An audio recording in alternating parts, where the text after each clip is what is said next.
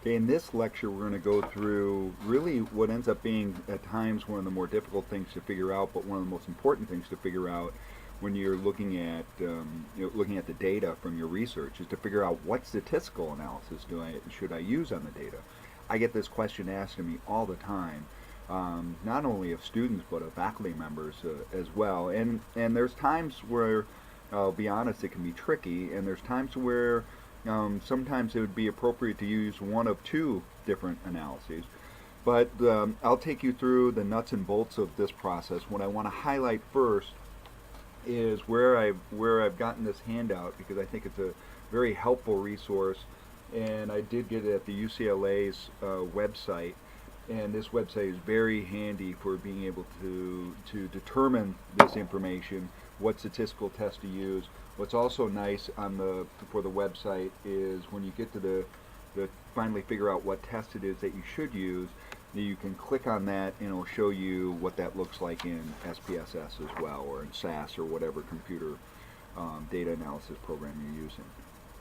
So you'll notice off of this first, the first column asks how many dependent variables do you have in your study? And for the basic intro to stats class, we usually we're just focusing on one dependent variable for this is what is typical. And then, so first you're figuring out how many dependent variables you have. And then the nature of the independent variable. So how many do you have? Do you have no independent variable? You're just looking at a population. You have one independent variable with two levels. Remember, the levels means the number of groups you have, with two or more levels, and then whether or not they're independent groups. Remember, so independent groups means randomly assigned to one group versus the other. Dependent or match groups, usually the dependent we think of as the pre and post test design. We have two scores on each individual, or we have groups matched together on certain characteristics. So that's the next step, is to figure out the nature of the dependent variable. Then you want to figure out the nature of the of the independent variable. Here you want to figure out the nature of the dependent variable.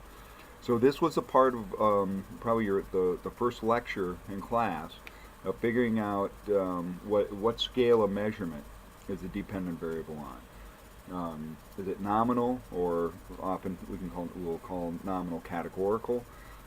Is it ordinal in terms of rank data? Is it interval, or is it ratio scale? So that's what's going to be important for this category, and then that'll lead us to the tests that we would use. Let's go through a couple examples with this, and we'll see how it is that you do it for this problem. So the first one, what statistics should I use? Moderately depressed individuals are randomly assigned to receive either a new antidepressant or a placebo. After 6 weeks, researchers assess their depression levels with the PEC depression inventory, which provides a depression score between 0, which is less depressed, to 50, which is more depressed. What statistical analysis should the researcher use for this data? So first off, we've got to figure out how many dependent variables are there in this particular study, and it just talks about the one depression score measured on the Beck Depression Inventory. So we're just looking at one dependent variable. The nature of the independent variable. So as we read through this, they're randomly assigned to either receive an antidepressant or a placebo. They're randomly assigned, so that means they're independent, and they're just into two groups, one of two groups. So we have one independent variable with two levels.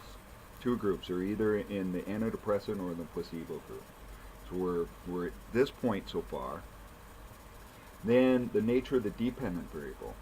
So we've got the PEC Depression Inventory. For that scale, the scores go from 0 to 50. That would be an interval scale. If we assume that the distribution is normal, and usually that can be pretty robust if we have large sample sizes. Remember the central limit theorem.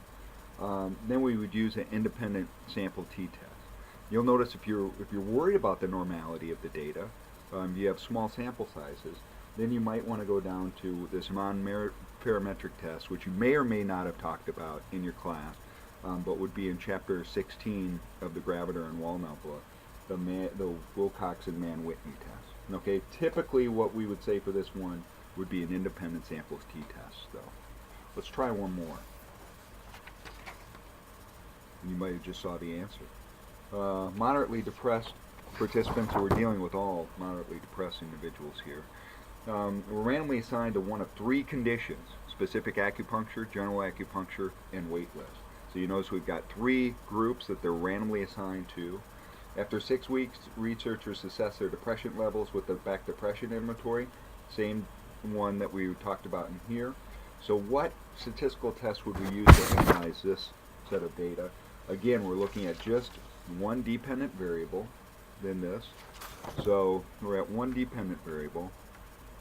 The nature of the independent variable, we have one independent variable, but you remember this one had three groups to it. It had the specific acupuncture, general acupuncture, and wait list. So we're looking at this, we're here with the data. And then remember, we considered the Beck Depression Inventory to be an interval scale. And if we assume normality with it, we would be using a one-way ANOVA with that data. That would be typically what we do. Again, if we're worried about it being a normal distribution, the non-parametric test that goes along with it, and again, you may or may not have talked about it in your class, is the Kruskal-Wallis test. That's what's analogous to the one-way ANOVA. The parametric test is one-way ANOVA. The non-parametric test would be the Kruskal-Wallis. Let's do one more. Moderately depressed participants received one of the following treatments in different orders, so it's counterbalanced. So they all received either the antidepressant, a placebo, and cognitive behavioral therapy. They just received those in different orders.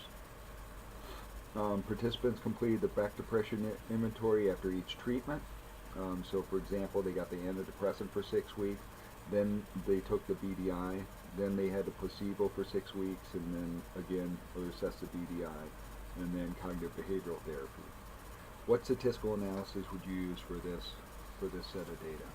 So again, we've got the BDI that we're looking at for our dependent variable. We have one independent variable, and we have three groups for this one, and they're dependent. Each subject is going through each category, and they're getting a score for each time that they go through each of those treatments. So we've got one independent variable with more than 2 levels. We got 3 categories there. They're dependent on each other because we have 3 scores on each individual. The BDI, again, if we assume normality, we consider it an interval scale, then we'd be looking at the one-way repeated measures ANOVA. Again, if we're worried about the normality of it, then the test would be what's called the Friedman's test. That would be our non-parametric version of that particular test.